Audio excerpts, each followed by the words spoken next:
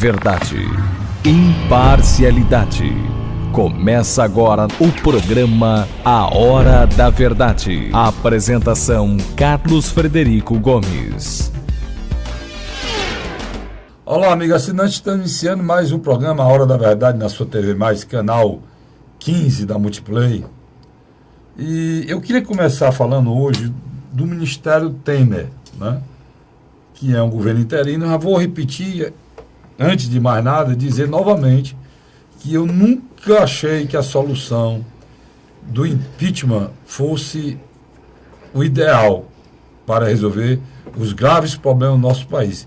Não são graves mais, são gravíssimos. E hoje, como o Brasil passou a ser governado novamente, que o primeiro governo Dilma se teve um trabalho razoável, se tem que se dizer isso, mas o segundo governo Dilma ainda não tinha começado, como o governo Temer começou a tomar pé, se está vendo o tamanho da tragédia que é a situação econômica brasileira.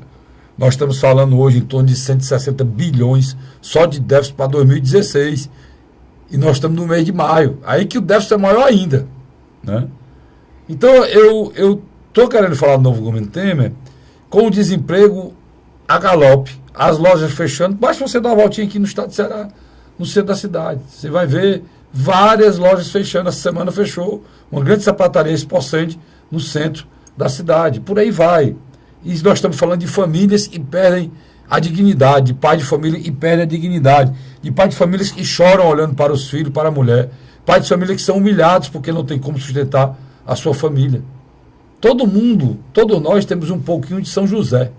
Eu digo sempre isso. São José comandava a sua família, comandou a sua família, e uma família mais importante do mundo, que é a Sagrada Família, comandou Jesus para o seu nascimento, Maria para o nascimento de Jesus em Belém. Depois comandou fugindo para o Egito, para não ser morto naquele censo. Então, todos nós, seres humanos, temos um pouco de São José. E aí, quando você não tem dignidade, aí você se arrasa como ser humano. E quando a gente fala em 11 milhões de desempregados, nós estamos falando de 11 milhões de pessoas que não têm mais dignidade. Pai de família. Quando eu falo pai, não é a expressão do pai, não, homem não. Pai e mãe, porque aqui no Nordeste principalmente, aqui no Ceará principalmente, tem muitas mães de família e sustentam e levam o barco sozinho por irresponsabilidade do companheiro ou por necessidade de trabalhar para sustentar seus filhos. Eu estou querendo dizer que em cima de todo esse quadro, boa parte da imprensa nacional e os partidos de esquerda passaram a discutir que o Ministério do Temer não tem uma mulher, não tem um negro. E eu pergunto, desde quando pré-requisito para ser ministro é sexo ou a cor da pele? O Brasil está doente, as pessoas estão doentes. Isso é levado para ser discutido em questão nacional, em jornais de imprensa a nível nacional, que tem o Ibope mais alto do país. Isso é discutido, que o Ministério do presidente interino Michel Temer não tem mulher, não tem nenhum negro. Desde quando a cor da pele ou a quantidade de melanina na pele da pessoa ou o sexo dela é pré-requisito para assumir qualquer cargo? Qual é a diferença de um homem ladrão irresponsável por uma mulher ladra irresponsável tomando conta de um ministério? Qual é a diferença de uma mulher negra irresponsável ladra, ou um homem negro irresponsável ladra, ou um homem branco dos olhos azuis irresponsável tomando conta do ministério? O nosso país está doente, cara. As pessoas estão doentes. Fica cobrando que a mulher tem que ir para o ministério como se isso notabilizasse as mulheres. Muitas vezes as mulheres não querem para o ministério. O Michel Temer chamou 5, aí nenhuma quis. Dizem que as mulheres não estão na política porque não dão espaço para ela. Mentira. As mulheres não estão na política do nosso país, sabe por quê? Porque ela é muito suja para a dignidade da mulher. As mulheres são muito mais dignas, muito mais honestas do que os homens. E a sujeira, em todos os sentidos da política brasileira, não permite nem que mulher participe. Lembre-se dos os diálogos do presidente Lula que foram grampeados. Quando ele falava da secretária dele, que tinha sido abordada pela Polícia Federal, disse que ela tomou um susto de felicidade, que tinha 5 homens dentro do quarto dela. Olha o diálogo de um presidente da República, esse presidente, sobre as suas secretárias. Imagine sobre outras pessoas. Será que as mulheres querem ver esse anto de podridão? Sabe como ele se dirigiu às mulheres do partido dele? Onde estão as mulheres do Grelo Duro? Foi o que ele falou. Que não vão em cima desse pessoal, se referindo às mulheres, as deputadas e senadoras ligadas a ele, do partido dele e do PCdoB, que têm opções homossexuais. E é assim que ele se dirige a essas pessoas. Elas pensavam que eles a defendiam com essa mesma lenga-lenga, catilenha, esse mesmo manto que se fala sempre da história da diversidade e das políticas de compensação e de igualdade da mulher. Não tem nada disso, cara. As mulheres que tiverem competência para serem ministras serão ministras ou serão qualquer coisa muito mais. Tá aí, ele chamou para o BNDES, que é onde está a grana desse país, um banco nunca foi presidido, um banco nesse porte por uma mulher, foi o presidente Terino que chamou e vai ser anunciado aí. Agora, eu fico preocupado com essas histórias, tomam uma dimensão como se fosse um problema nacional. É igual a história da cultura, Luiz. O Ministério da Cultura, como se o Ministério da Cultura fosse a coisa... Que Ministério de Cultura, mano? Você vive num país, meu irmão, que tem uma pessoa morrendo nesse momento. Em todo hospital brasileiro que ele existir, tem 1 ou 2 ou 3 morrendo por uma falta de um leito de UTI, cara. E o Ministério da Cultura, nos últimos anos, o que é que ele tem feito? Ele tem patrocinado e gastado dinheiro em escândalos e mais escândalos. Como aquele ator da Globo, que pegou milhões para fazer um filme. Chateau em cima de uma pessoa da imprensa, assim Chateaubriand, e levou o dinheiro do Ministério da Cultura. 20 anos. Fizeram uma programação, agora no ano passado, foi esse ano ainda, de uma peça de teatro que tinha um bocado de gente nu, uns 10 nus dentro do teatro, um passando a mão nas nargas do outro, dentro de todo mundo nu, literalmente nu, patrocinado pelo Ministério da Cultura, isso. Patrocinado pelo Ministério da Cultura, milhões e milhões sendo gastos com banda de forró, 200 mil, dando dinheiro público para prefeito ladrão no interior do estado do Ceará e no interior desse país. Amigo, primeiro está a alimentação, depois está o refrigerante. Aqui no Brasil, eles não têm dimensão da crise que a gente está vivendo. Tem que diminuir, não é só isso que ele fez, não. Tem que diminuir muito mais. A crítica em cima do Ministério Temer deveria ser feita em cima de pessoas que já foram ministros do governo Dilma e não fizeram nada e voltaram. A crítica em cima do Ministério do Temer deveria ter sido feita em cima de ministros que estão envolvidos na Lava Jato e continuaram ministro. Não. O próprio PT vai fazer a crítica porque não tem uma mulher. Como que essa mulher? É uma Supergirl que vai salvar o país? A nossa presidente da República era mulher, meu irmão. A que saiu. Ou não era mulher? Era mulher. Então, não dá para entender. E pior, aqui no Ceará a cobrança foi que não tem nenhum ministro cearense. Para quê? Para quê? Eu não sei para quê. O ministro das Comunicações saiu agora, fez o quê para o Ceará? O Zé Guimarães era como subministro. Ele fez o quê pelo Ceará, como líder do governo? O que aconteceu com o Ceará, sabe, foi? Nós temos uma refinaria inacabada e nunca chegou. Nós temos um VLT parado. Nós temos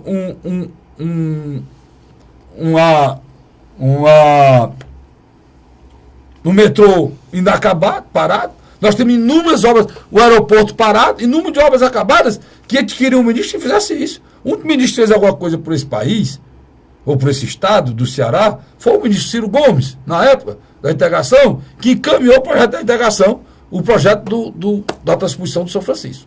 Foi o último. Me diga outro. O ministro Ciro Gomes não pôde fazer. Chegou lá, passou um mês, saiu. Não é? Qual foram os outros ministros que fez alguma coisa para o estado do Ceará? Qual foram os outros? Eu quero que me diga qual foram. Aí fica a preocupação que não tem ministro cearense. Pois eu tenho notícia melhor para você. Nós temos 2 cearenses no comando da política econômica nacional. O ministro da Fazenda, Meirelles, Henrique Meirelles, ele anunciou a equipe dele. Banco Central, o Ilan Goldfesch, o nome é esse mesmo. É o Ilan Goldfesch. O Otávio Ladeira é do Tesouro Nacional. O Jorge Rachid na Receita Federal. E os 2 cearenses, Carlos Hamilton, que eu conheço, filho do ex-vereador, ex-vice-prefeito de Santa Quitéria, que já não está mais entre nós, Milton Araújo, aqui de Santa Quitéria, lá do Lisê, é o novo secretário de Política Econômica, Carlos Hamilton. E o secretário de Acompanhamento Econômico, cargo importante, junto com o do Carlos Hamilton, é o Mansueto de Almeida, cunhado do meu amigo Luiz. O cunhado do meu amigo Luiz está aqui do meu lado. Irmão da esposa da Marilac Lima, esposa do meu amigo Luiz, está do meu lado. Então, a notícia boa que eu tenho, tem 2 cearenses, um que o Luiz conhece muito bem, e outro que eu conheço muito bem, que são hoje protagonistas da política econômica desse país. Sem indicação política de ninguém, por méritos. Essa é a felicidade que eu tenho de ter 2 cearenses inteligentes que, por mérito, estão dirigindo a política econômica do Brasil hoje. É elogiadíssimo hoje, inclusive, por todos. Se teve unanimidade, foi o elogio à equipe econômica do Meirelles, foi anunciado. Esse foi o grande elogio do que saiu do Temer. Porque foram para a mulher, foram para a cor da pele, se esqueceram dos caras que estão na Lava Jato e se esqueceram dos... Por exemplo, eu vou passar para o Luiz agora, pedir a opinião dele. No lugar do Temer, eu tinha dito, não tem problema, Kassab, o PSB terá o ministério. Mas não pode ser você, porque você foi do outro. Se esse governo é em contraponto do outro, sabe, eu não posso te manter aqui não, cara. É outro governo. Né? Não tem problema o Eduardo, do PMDB. Nós vamos ter mais... Turista continua com o PMDB. Agora, Eduardo, não pode ser tu não. Tem que ser outro. Tu estava lá com a Dilma. Padilha, não dá, você é meu amigo, meu irmão, mas você estava lá com a Dilma. O Romero Jucá, irmão, não dá. Você está citado na Lava Jato. Né? Não fez nada disso o Temer. Ele acomodou do jeito que quis. Essa é a maior crítica. Porque esse governo, no momento crítico que ele está vivendo, poderia ter muito mais credibilidade. Não teve. Eu acho que depois ele vai se lembrar muito do que a gente está falando aqui. O que virá lá na frente. Agora, o lado bom é que a equipe econômica e os presidentes dos bancos estão sendo escolhidos de maneira diferente do que foi nos 13 anos do governo passado. Que eram até na equipe econômica, até nos cargos da equipe econômica se metia politicagem no meio. Olha, o Ministério das Relações Exteriores virou um ministério político. Isso... Nem os militares tiveram essa coragem. Algumas coisas mudou. Nem os militares fizeram isso. Isso é interessante. Porque lá os militares... O Luiz, quer puxar o Luiz para a conversa, Luiz? Porque o Ministério das Relações Exteriores é um ministério afeito a diplomatas, a pessoas que têm uma carreira de anos, pessoas que fazem curso, vão para o Instituto Rio Branco, passam anos estudando. Não, e é interessante. Aí foi a política econômica, a política ideológica partidária do PT foi bater no Ministério das Relações Exteriores. É interessante isso que eu acabei de lhe afirmar. Durante o governo militar de 64 a 1985, 21 anos, houve pouca interferência na política interna desse ministério tão importante. Tanto que nós mantínhamos relações até com o bloco soviético. Você tem uma ideia. Mesmo um governo militar aliado dos Estados Unidos. Aliado dos Estados Unidos, de direita, né? Totalmente de direita, né, naquela época, né? A grande realidade, o Carlos Frederico, acabou a cena, acabou aquela história sai, não sai. Ela saiu. Dilma Rousseff está fora do poder. Sim, o Temer falou, o Renan falou isso hoje, né? Está fora do poder. O Renan falou isso ontem. Tem 2 cenas que eu acho interessante. A primeira cena foi quando Fernando Collor de Mello renunciou e ele subiu no helicóptero e ele pediu para o helicóptero dar uma segunda volta pela esplanada, né, dos ministérios. O piloto disse, presidente, felizmente nós não temos gasolina para fazer isso. E logo depois aterrissou e ele seguiu a vida dele. Dilma Rousseff Quando saiu de Quinta... Tá melhor, ela tá melhor. Não, quando ela ela saiu- continua com avião, continua um carro. Quando ela continua saiu com- na quinta-feira, logo na sexta-feira, ela pediu para ir no avião oficial, o Jumbo, Não, aí é do presidente da República. Né? para Porto Alegre. Foi quando houve a negativa. Não, você vai ter que ir num avião de carreira.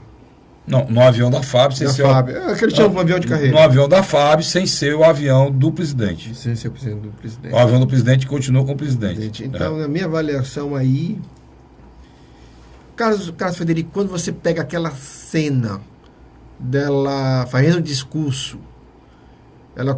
aquele discurso radical dela, e quando você olha para trás dela, tá lá um Lula abatido. Totalmente abatido. Agora, Luiz, por falar nisso, cara, esse pessoal fapeado do poder são 14 anos. Há uma o que a gente chama de fadiga de material muito grande, né? Agora, a fadiga desse material aconteceu também por esses erros que eu falei aqui. Essa preocupação dessa coisa de querer forçar que seja uma mulher, essas coisas, que não é o mérito. Eles ficam sempre na beira, eles não vão no mérito do problema. Nós temos prioridades enormes. Por corrupção e incompetência administrativa. Pois é, a incompetência administrativa é não olhar o mais importante, que é o mérito. Para que existe um governo? Para que existe um governo? O governo existe para trazer para os governados, para o cidadão, para a cidadania, o bem de quem paga o imposto, porque o governo não tem um tostão. O governo não tem um tostão. O governo arrecada o dinheiro da população. O governo não tem um tostão. É tanto que a história do orçamento surgiu em 1.200, acho que foi 1.200, Luiz é sociólogo e sabe mais do que eu, mas foi no ano 1.200, eu não lembro qual foi o rei da Inglaterra, que ele estava gastando muito e se propôs que se orçasse o gasto de um rei no ano, porque estava, para manter os gastos do reino, e do rei principalmente, estavam se esfoliando o povo. Ou seja, se os impostos estavam abusando e tirando muito da população. O que está acontecendo com a gente? Você sabia por que na Inglaterra a família real não é extinta? Porque só em turismo ela rende. Isso. O que é gasto? Que é gasto. O que é gasto. Bem mais do que é gasto. Então, acho que é a tradição, né? Não, mas é um país com a estabilidade lá. Democrática. A estabilidade democrática, o reinado tem muito a ver. A Espanha, que era um país também histórico de reinados, foi para uma república no tempo do Franco, né? Aquela ditadura do Franco. O Franco voltou e trouxe a monarquia. Antes de morrer, trouxe a monarquia de volta, trouxe o rei Juan Carlos, que é o pai do rei Felipe hoje, e restabeleceu a monarquia para manter justamente essa estabilidade política que a Espanha só tem com o reinado. Agora, a grande verdade é o seguinte: Dilma saiu de cena, na minha avaliação. Ela não volta mais, Carlos Frederico. Ela é uma peça figurativa em todos os sentidos. E Luiz já saiu da imprensa, já saiu da mídia, né? Pra você ter uma ideia, de segunda-feira para cá, a imprensa já focou na decisão da equipe econômica, que você acabou de citar. E vamos dar de César que é de César. Michel Temer não meteu política nessa seara do Henrique Meirelles. Eu estava dizendo, os elogios à equipe econômica formada pelo Michel é unânime. Toda unanimidade é burra, mas está muito próximo dessa burrice. E está todo mundo dizendo que é a melhor equipe.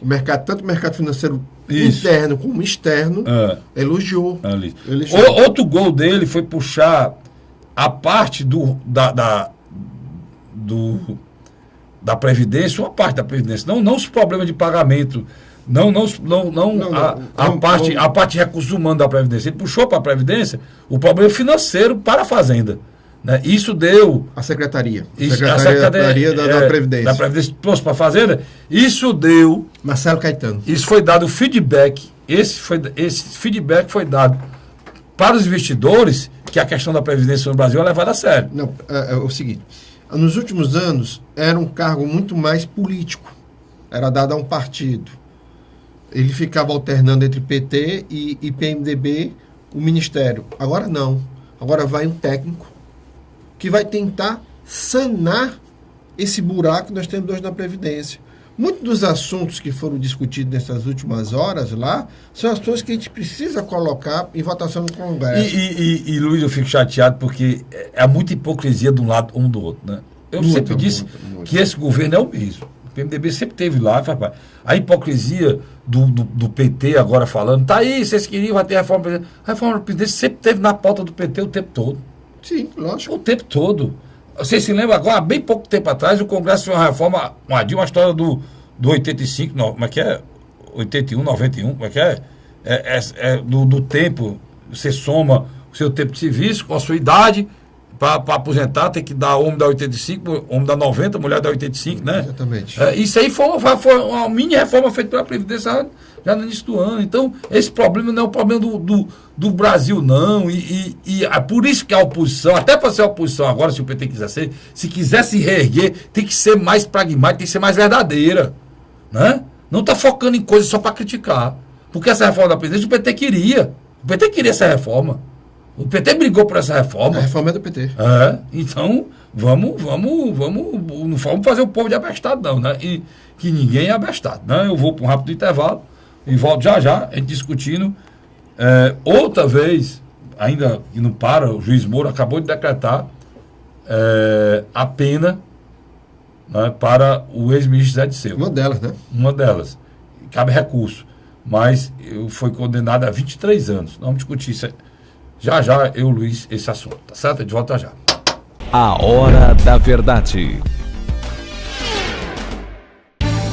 O governo do Ceará está participando em parceria com o governo federal da construção de mais uma etapa do residencial Cidade Jardim, no bairro José Walter, em Fortaleza. Um dos maiores empreendimentos do Minha Casa Minha Vida no Nordeste. Só este ano, 768 moradias já foram entregues na capital.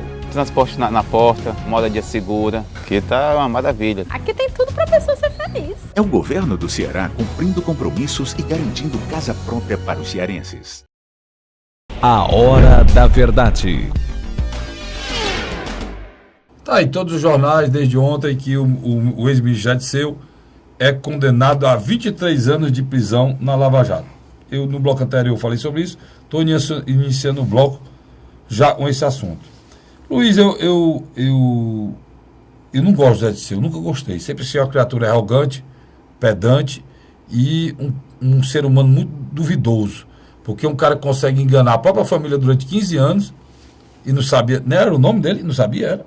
Não, ele passou 15 anos na clandestinidade, fez uma família lá na região do Paraná. Tanto que o filho dele é deputado federal. E quando houve abertura política, ele chegou para a mulher e disse: eu vou ter que lhe abandonar porque agora eu vou voltar para a minha vida normal. Pronto. É um homem desse, com esse caráter duvidoso e principalmente mentiroso, esse ponto, não poderia governar bem esse país. Aí mentindo desse jeito, 15 anos para a mulher possível, eu vou dizer uma coisa. Ele não sabia nem quem ele e ela. Agora é impressionante. Fez cirurgia plástica, mudou o rosto. Viu, Carlos Frederico? É impressionante. A mídia é cruel, né? A mídia faz umas coisas... Mas eu estou dizendo... Não, mas deixa eu lhe mostrar que a mídia é tão cruel. Vicente, por favor, dê aqui. Foram resgatar uma foto dele com um japonês. Um dos grandes jornais foi resgatar uma foto dele com o velho japonês. Quer dizer, esse japonês ficou uma figura folclórica, né? Pode dizer tudo dele, viu, Carlos Frederico? Mas ele é a cara da turma presa, né? O Zé Disseu foi condenado a 23 anos e 3 meses, para ser bem exato, de prisão pelos crimes de lavagem de dinheiro, corrupção ativa e organização criminosa, pela participação no esquema de contratos superfaturados da construtora Engevix com a Petrobras. Essa é a maior pena da Lava Jato dada por Moro em uma única condenação. Até então, o ex-diretor da Petrobras, Renato Duque, era quem tinha recebido a condenação mais alta em uma ação penal de 20 anos e 8 meses em regime fechado. O que eu estou querendo dizer para isso? Ele está preso, Disseu está preso desde agosto de 2015, quando ocorreu a 17ª fase da Operação Lava Jato, denominada Pichuleco. Neste mês, o ex-ministro teve negado pelo Supremo Tribunal Federal o pedido que pleiteava sua saída da prisão.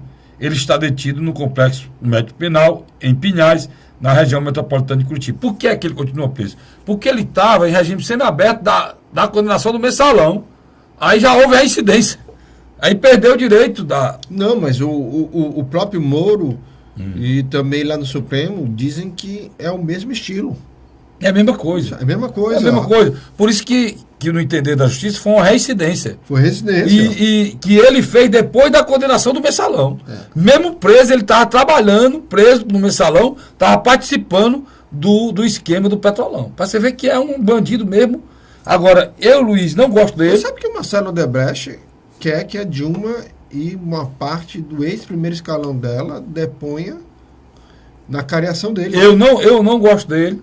Eu tenho um problema muito sério com essa figura. Eu nunca gostei desse cidadão, desse Adisseu.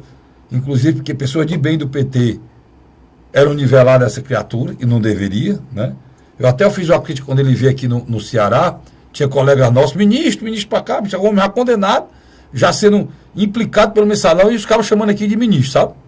Mas eu acho que o PT pagou um preço muito caro por tentar passar a imagem da sociedade que eram presos políticos, não mas uma quadrilha. Eles tinham certa razão, só que eles inverteram. Eram políticos presos, né? Não eram presos políticos, era político preso.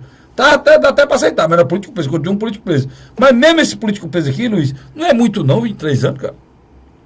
Eu acredito que o Moro está... São várias penas somadas, né? São várias penas somadas. Mas na minha avaliação, o Moro, na minha concepção, nos próximos dias deverá lotar mais ainda, viu?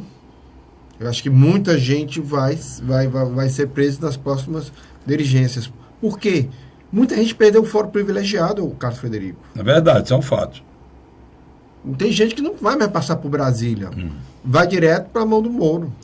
Outra notícia também essa semana saiu que o ex-ministro Ciro Gomes saiu da Companhia Siderúrgica, ou de uma das empresas da Companhia Siderúrgica. Da Transnordestina, né? Que é responsável pela... mas ele era responsável pela parte presidente. Ele era presidente da parte logística da Transnordestina. Exatamente. Né? E ele saiu antes de pensar em... Porque tem a questão que é uma empresa privada, né? Mas está fazendo trabalho para o governo, né? Exatamente. Então, para não atrapalhar a Transnordestina, ele tomou a decisão e saiu. Eu queria aqui parabenizar pela atitude, que ele sabe que ele é o desafeto número 1 hoje do presidente Temer, pelo que ele falou, né? Já existiu problema, mas pelo que ele falou. Eu acho que os adjetivos usados pelo Ciro contra o Temer, né? O ex-governador, ex-ministro Ciro Gomes, eu acho que ele está demarcando o espaço dele. Ele é oposição a Michel Temer. Verdade. Ele é oposição a Michel Temer. O que eu, às vezes, acho equivocado da parte dele é que o discurso dele não se diferencia, às vezes, do discurso dos petistas. E para uma parte da opinião pública, não consegue fazer essa separação. É ruim, sabe, o Carlos Frederico? Eu acho que é aí que está o X da questão. Eu acho que mesmo o Ciro indo para a oposição ao Michel Temer, eu acho que, de alguma maneira, ele devia se afastar do PT. Eu, pessoalmente, acho. Eu acho que a partir do momento que ele faz um discurso, que também é um discurso muito próximo... O Ciro não tem nada a ver com o PT. Eu também acho que não. Não tem nada a ver com o PT. Eu também acho que não. E essa história, e o Ciro ser a figura do PT, botar o Ciro como junto com essa esquerda raivosa aí, tu acha que tem alguma coisa a ver isso aí? E nem acho que o PT daria essa chance ao Ciro, não. Muito pelo contrário, o PT foi um dos grandes adversários dele, da carreira política dele. Então, eu não vejo ninguém hoje aliado ao PT que consiga sobreviver a um médio, curto prazo. Não vejo.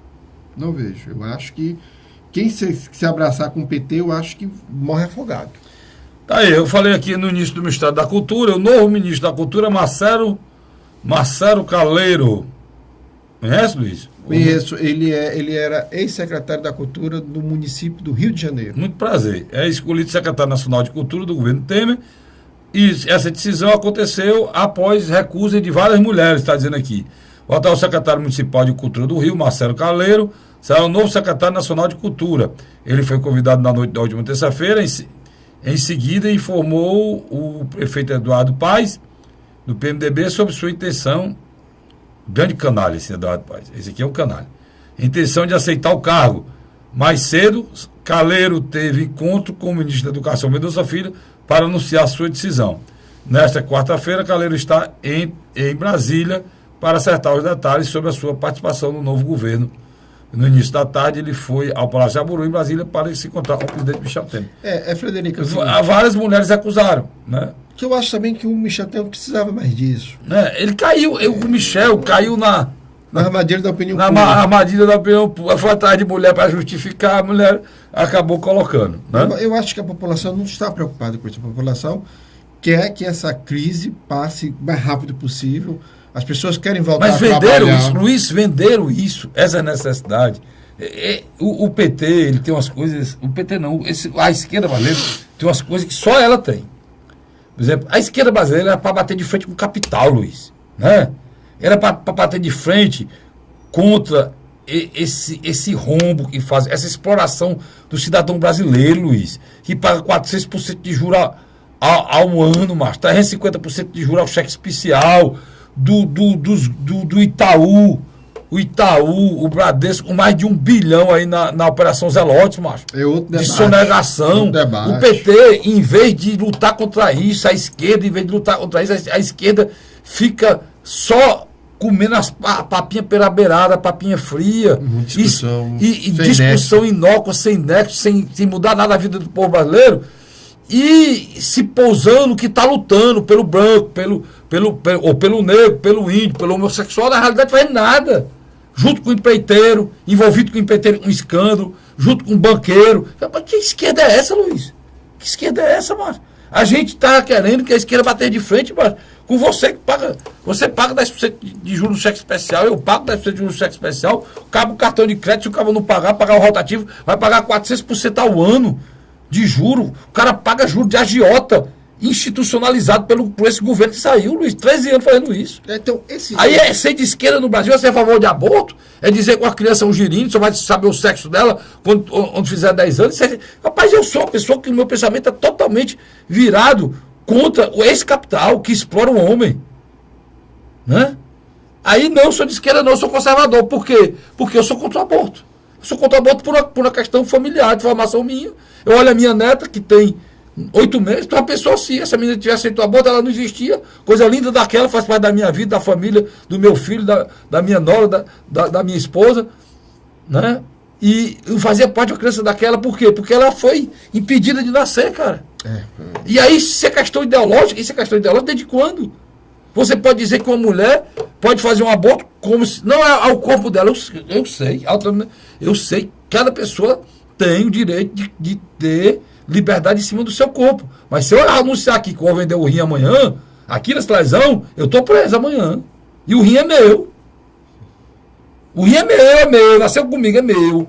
Imagine uma criança que foi concebida e começou a nascer no ventre de uma mãe e é arrancada, triturada e aspirada por esses assassinos e ainda se diz que são progressistas. Essa discussão, Luiz, precisou ser feita. Não precisa. É a mesma coisa essa história aqui da mulher, cara. Mesma coisa. A mulher de bem, qual é a mulher de bem, Luiz, que quer se enveredar nessa imundice da política brasileira? O que tu acha disso aí? Qual é?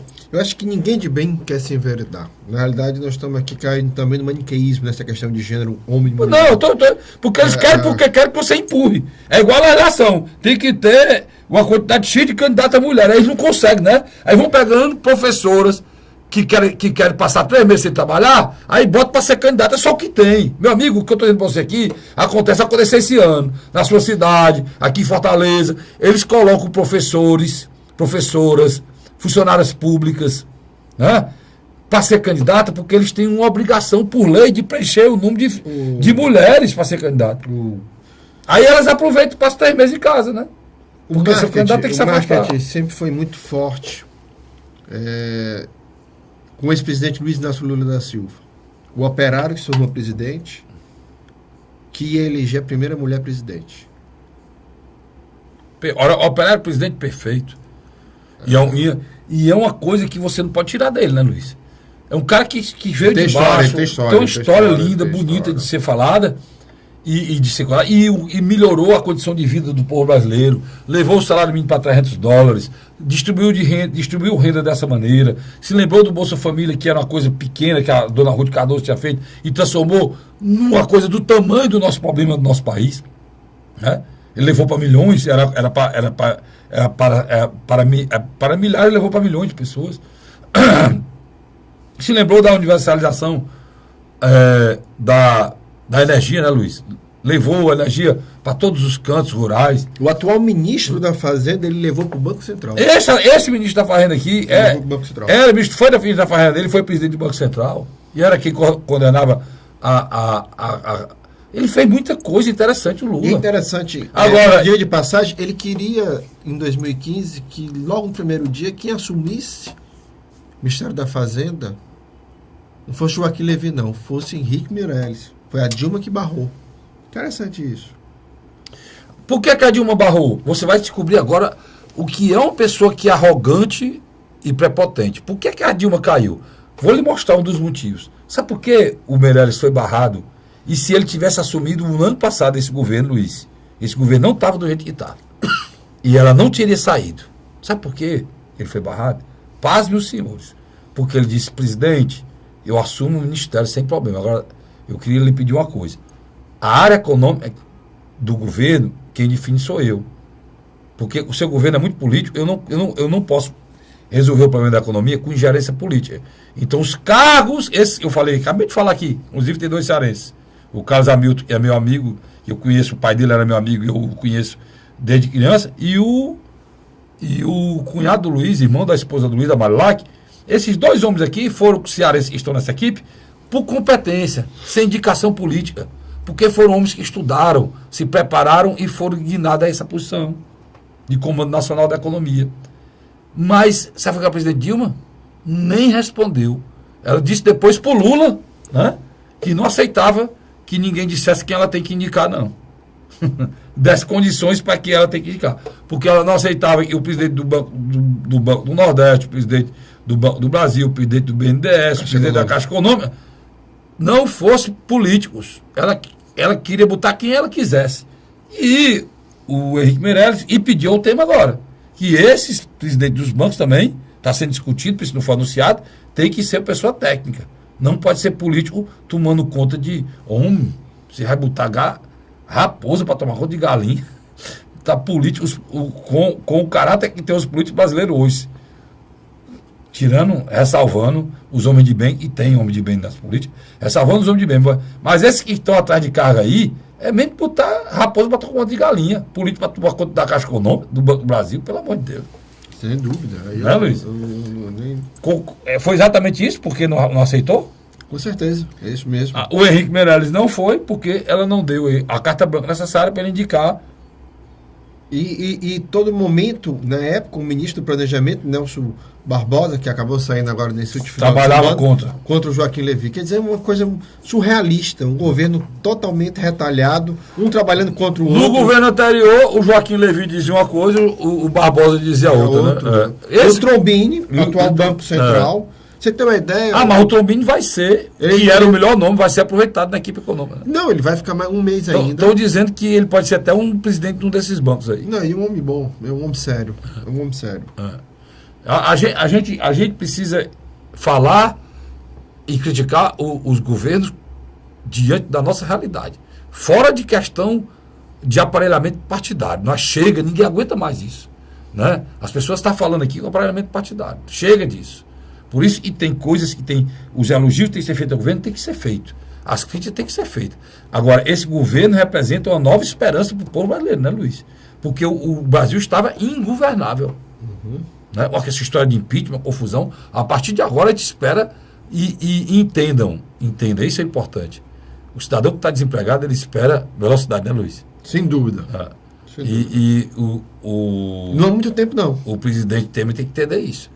Porque a tendência, nós não batemos no fundo, não. Nós estamos chegando no fundo. Né? E a tendência, se não agir rápido, é piorar. Eu vou para um rápido intervalo e volto já com o terceiro e último bloco do programa Hora da Verdade. Sai daí não, eu volto já. A Hora da Verdade.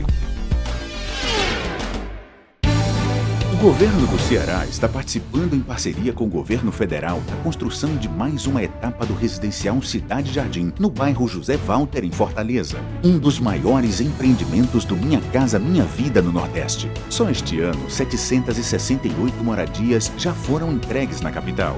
transporte na porta, moda segura, que tá uma maravilha. Aqui tem tudo pra pessoa ser feliz. É o governo do Ceará cumprindo compromissos e garantindo casa própria para os cearenses. A Hora da Verdade.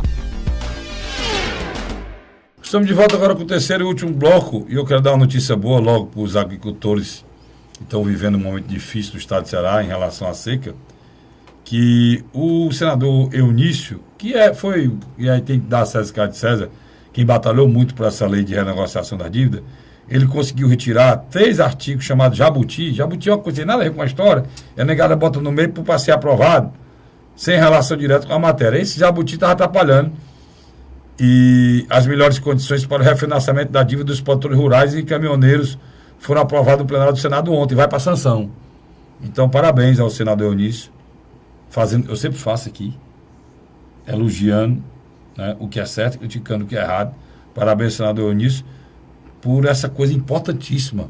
Tem pobre agricultor aí que estão botando a terrinha dele, que não está coisa nenhuma, só o prejuízo do lugar para ele morar, em 5 anos de seca, botando para leilão, macho. Isso é uma excrescência, né? Graças a Deus isso vai ser sancionado, né? A possibilidade de remissão integral se aplica apenas para as dívidas contraídas até o fim de 2006. Então, quem tem dívida até o fim de 2006, né, até 2006, tem a remissão integral, né? Essa imposto não constava do texto original do governo, foi acrescentada pelo relatório final da comissão especial que analisou a MP de autoria do deputado Marcos Beltrão. O senador Zé Pimentel, do PT, que era líder do governo no Congresso, à época da negociação da medida, explicou que o problema de que trata a MP vem desde os anos 90 e foi regularizado agora. Parabenizar o senador Eunício, e foi o grande quem lutou muito para que isso acontecesse, né, Luiz? Diga de passagem, é importante sim, porque num período de seca como essa, dificilmente os agricultores, os pecuaristas iriam ter algum lucro esse ano, né, Carlos Frederico? Luiz, a gente já falou aqui da história, mudando completamente de assunto, a gente já falou aqui da história do Zé Disseu, Luiz, mas o advogado do Zé Disseu está dizendo que isso é prisão perpétua, imposta pelo Moro. 23 anos é prisão perpétua, ele está dizendo aqui. O advogado Alberto Podival, caríssimo por sinal, conhecidíssimo, cara, muita grana o Zé Disseu tem, disse desta quarta-feira que a prisão é prisão perpétua, a pena imposta pelo juiz federal Sérgio Moro, ao ex-ministro da Casa Civil. Zé Disseu, de 23 anos e 3 meses, de prisão por corrupção passiva, lavagem de dinheiro e organização criminosa. Na Operação Lava Jato, tem caráter de prisão perpétua, reagiu Podival. Para o criminalista, a pena a mais alta da Lava Jato foi aplicada ao símbolo Zé Disseu, ao que ele representa. Roberto Podival considerou desproporcional a sanção decretada por Moro. Deixa eu só lhe dizer uma coisa, existe... O Zé Disseu tem 70 anos. Existe um ex-oficial da Gestapo na Europa com mais de 100 anos que está preso. Eu vi. Só para avisar que... Isso é didático, né, Luiz? Isso é didático. Inclusive, nesse caso, é didático. Né? Então, para dizer, na minha avaliação, se o Zé Disseu tivesse 100 anos, o mal que eles fizeram ao Brasil... Porque é o seguinte, achar que eles não mataram ninguém, mataram. Quantas pessoas morreram nas portas dos hospitais? Estão morrendo. Estão morrendo porque não tem dinheiro. Não é que morreram, não. Elas vão continuar morrendo nesse governo aqui. Porque esse governo aqui fez parte do outro. É o mesmo governo. E tem mais. E para ajeitar, para recuperar o que eles fizeram, vai demorar, Luiz. É uma década. Né? Nós temos uma década. Olha, essas pedaladas, ou seja, a irresponsabilidade de gastar fiscal, o que não tem, o que não tinha. E agora, depois de tudo que fizeram, depois de dinheiro, já devolveram dinheiro no ano passado, você se lembra? Devolveram dinheiro para os bancos, devolveram dinheiro para o Banco Brasil, devolveram para a Caixa Econômica. Por isso que a gente ficou na pindaíba. E depois de tudo isso, e de não se fazer nada durante o ano inteiro de 2015, nada. Todos os programas caíram, parou Minha Casa Minha Vida, parou tudo. 2016, tudo parado, a mesma coisa. Depois de tudo isso, ainda foi identificado um rombo, Luiz, de 150 bilhões e podendo chegar a 160. Não, peraí, detalhe. É a previsão mais otimista. Mais otimista. É o rombo de 160 bilhões. É vai ter que ser mudado o orçamento que está para ser votado agora. Há 2 meses está lá, só tem até o dia 27 para ser votado. E essa previsão real orçamentária tem que ser votada, porque senão cria um problema para poder o governo poder fazer os seus pagamentos normal. Porque senão o governo vai ter condição de pagar nada. Né? Para ser feita a situação desse país. Ainda tem gente que tem a coragem de dizer que não houve nada, não houve coisa nenhuma. Né? E o Ceará, Carlos Frederico? E a Dilma também, só a última nacional, foi notificada pelo Supremo Tribunal Federal para explicar por que se diz vítima de um golpe. É bom isso aqui. É bom, porque as instituições brasileiras... Olha quem foi que fez. As instituições brasileiras estão sendo queimadas lá fora com essa história de golpe. Mas olha quem fez. Olha aí quem fez. Leia. Em sua decisão, a ministra Rosa Weber disse que o entendimento é de que não cabe ao juiz avaliar o conteúdo da interpelação, mas apenas dar andamento. Você está vendo? Uma mulher dando uma lição da questão jurídica. Competência, porque quer dizer... a questão do mérito, na última consulta que foi feita, Luiz, inclusive ao Teoriza Vasque, né?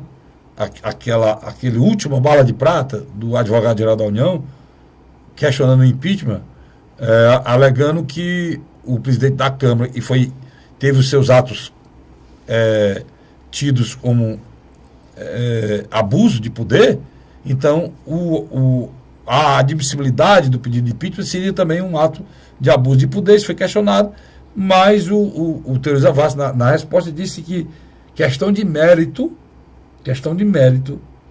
do processo de impeachment não cabe ao Supremo Tribunal Federal, cabe ao Senado Federal, e só ao Senado Federal. Então essa questão aqui, respondida total. E sobre a questão do Cunha, ele aceitou que é verdade, mas que não foi o Cunha que fez a admissibilidade do impeachment na Câmara. Foi um quórum qualificado de 367 deputados. Somente. Então foi por terra o questionamento jurídico do advogado-geral da União. E no Ceará, Carlos Frederico?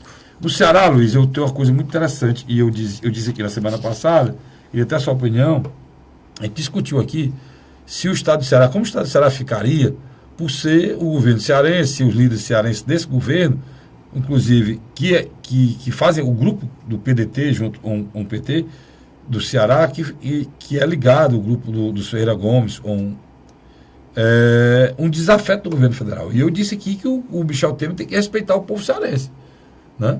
E são 8 milhões de cearenses e não pode ser prejudicado por política. Vamos dar um exemplo. Mas eu deixei claro aqui no programa Hora da Verdade da Cidade, só para encerrar o assunto, deixei claro que eu tinha plena confiança que o governador do estado iria se posicionar com responsabilidade, que ele sempre se posicionou, e citei o episódio com o Capitão Wagner, que ele se posicionou e abriu o diálogo com o Capitão Wagner, e hoje o estado de Ceará vive uma crise grande de segurança pública, que poderia ser 100 vezes maior se aquele impasse tivesse continuado, mas que mesmo desagradando ao Cid e ao Ciro, porque são desafeto pessoal do Ciro, o Capitão Wagner, ele tomou uma posição de um magistrado, que é um governador do estado, e pensou no povo cearense e acabou com a querela.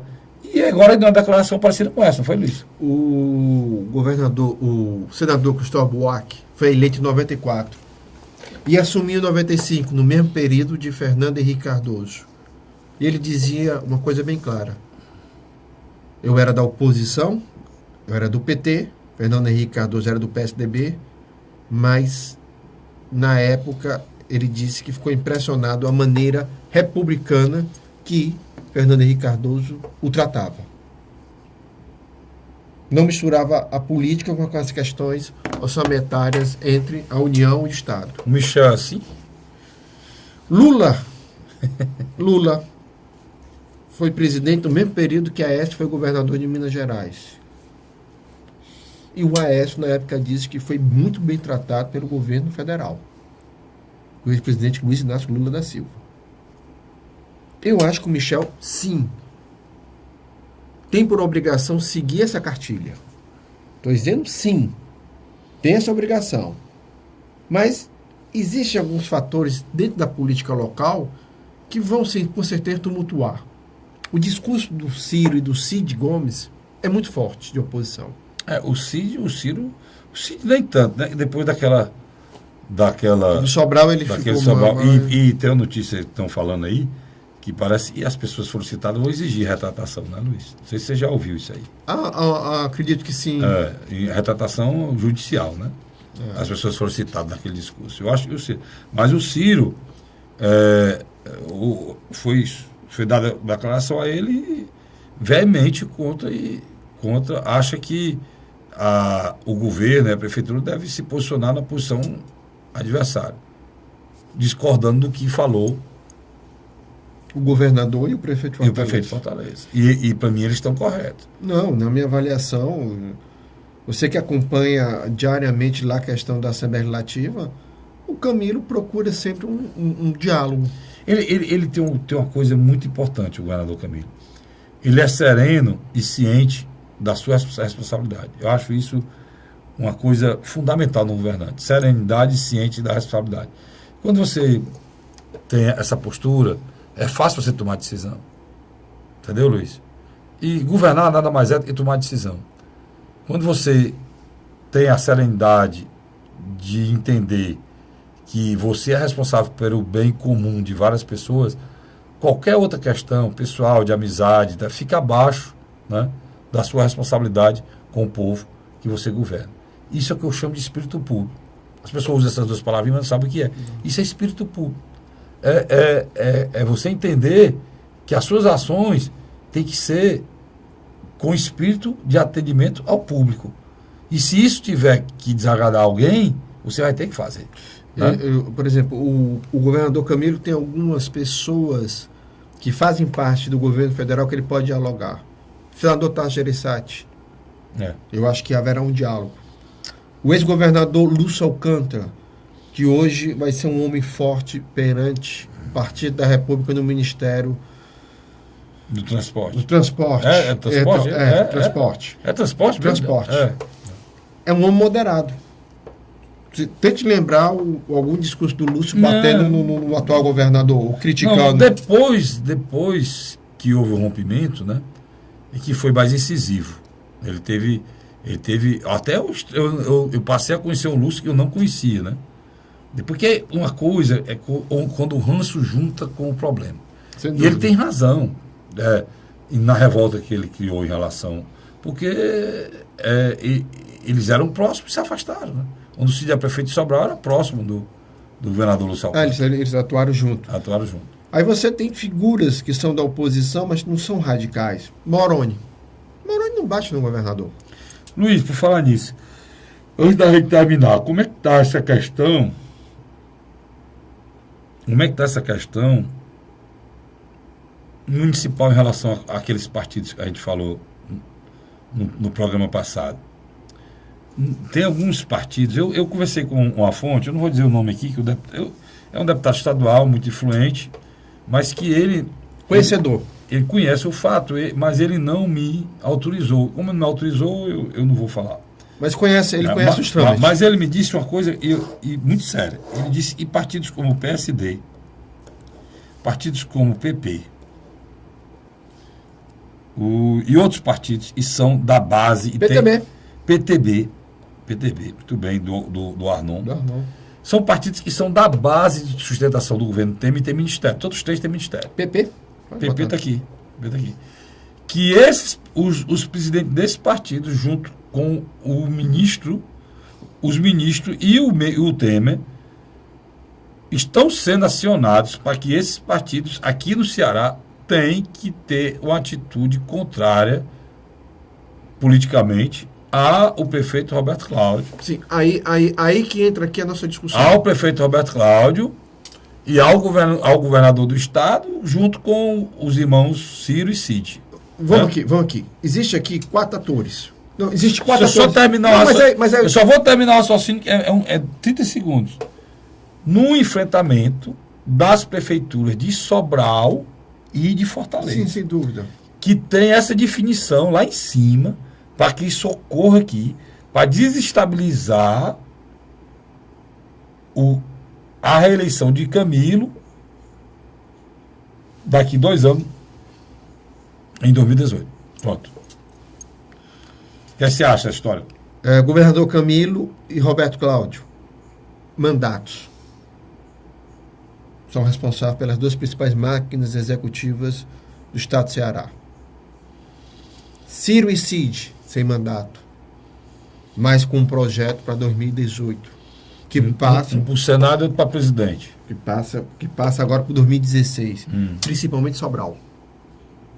Sobral está interligado à Fortaleza indiscutivelmente. Porque se lá em Sobral a oposição se unificar... Não tem possibilidade. Não. Esse mesmo interlocutor me disse que o Guimarães, você está falando, não se une com o Moser.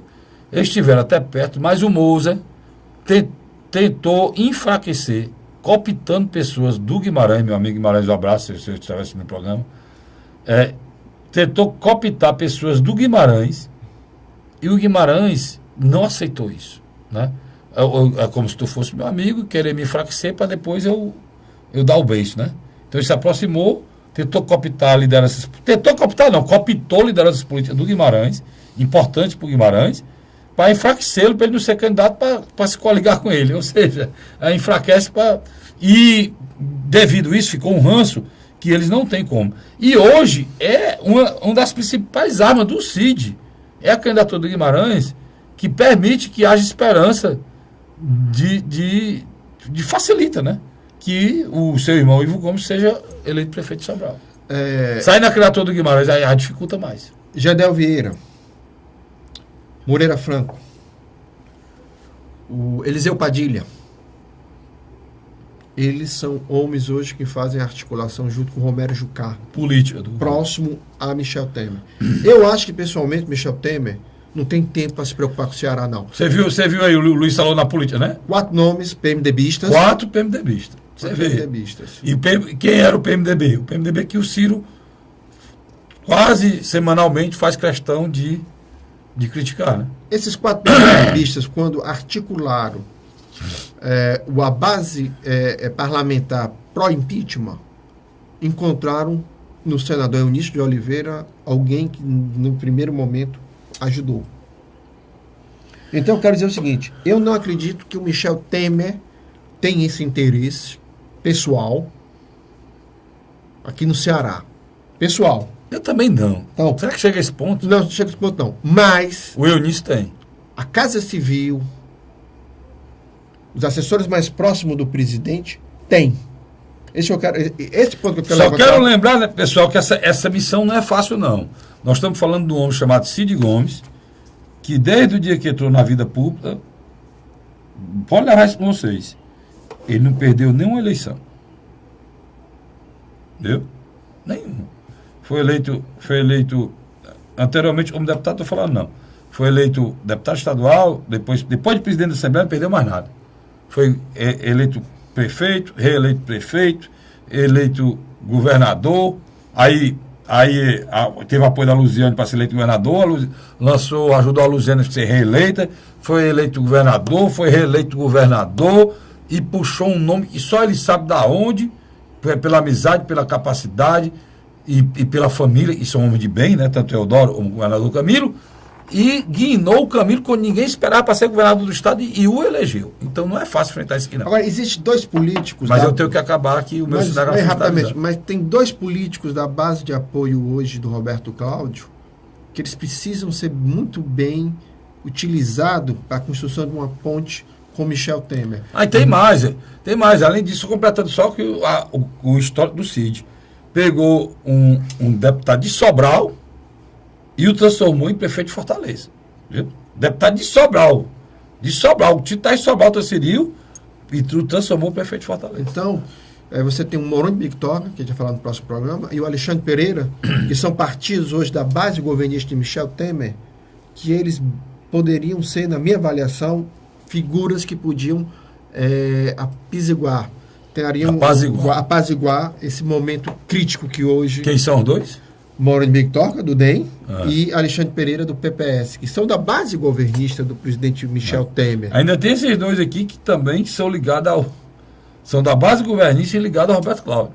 Todos dois. Exatamente. E também podem sair do arco de aliança do Roberto Cláudio. Então a situação é muito complicada. Em função do tempo, nós não discutimos. Não deu para discutir, mas só lembrando. A questão do PT, né? Eu já disse, isso é uma corrida de Fórmula 1.